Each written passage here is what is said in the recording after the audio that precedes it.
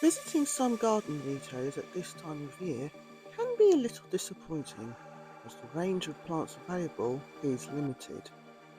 However, as I found out last week, it can still be worthwhile to brave the cold weather and visit your local garden centre, particularly at the tail end of the January sales.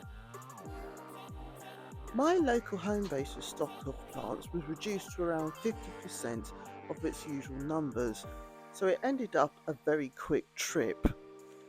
The bargain corner had lots of sweet Williams, which are not my cup of tea, but there was one gem.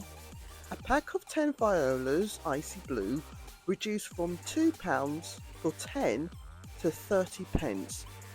That's 3p per plant. They also offered two deals on seed packets. £1 per pack plus buy one get one free. Essentially, each pack of seeds cost me 50 pence each.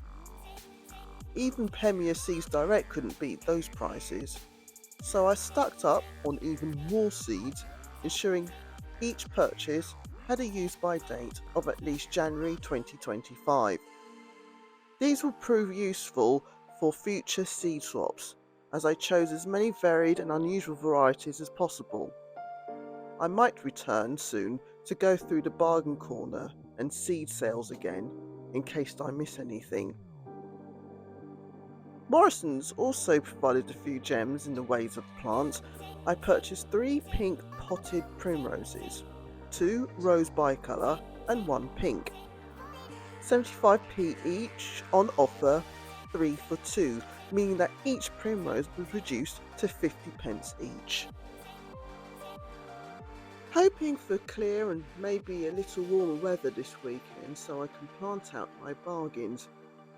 Yes, it is cold at this time of year in the Northern Hemisphere, but if you can, try to visit your local garden centre or retailer twice a month, including in January and February, if you're looking to create year-round interest in your garden. You never know, you may pick up a bargain or two.